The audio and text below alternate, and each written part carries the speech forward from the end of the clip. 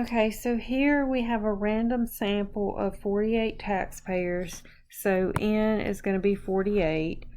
An average of $9,583 in medical expenses for the year. Assume the population standard deviation for these three deductions was 2360. Construct confidence intervals to estimate the average deducted for the population with the levels of significance below. So the significance level for the first one is 2%. So here is my formula for my confidence interval. Okay, so it is the mean plus the z value times the margin of error, which we're going to calculate everything we're going to add and subtract. So to do that, you press equal confidence dot norm, and alpha, and I forgot to write alpha down, but alpha was 2%, so 0.02. The standard deviation is 2360, and the sample size is 48. So this is the number that we're going to add and subtract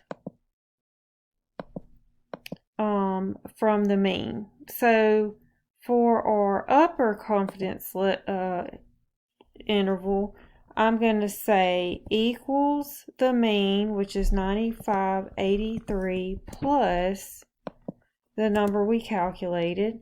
And then for the lower, I'm going to say equals 9583 again, minus the number we calculated. So 10,375 and 87.91, because we're rounding to the nearest dollar.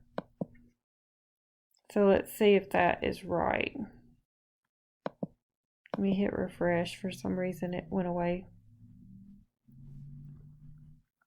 Okay, so let's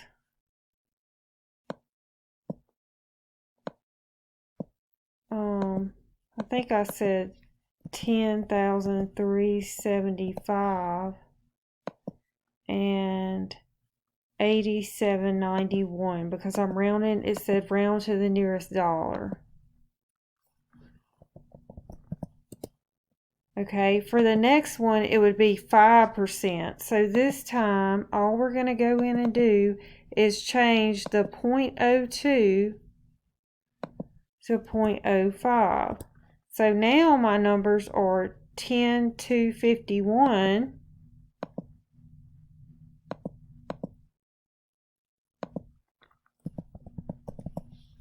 and my other number was 89.15.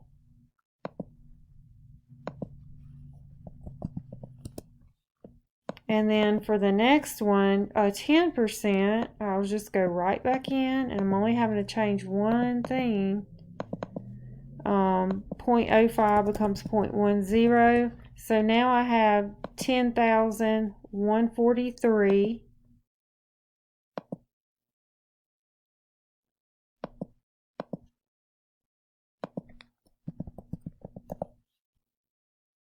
And 9,023.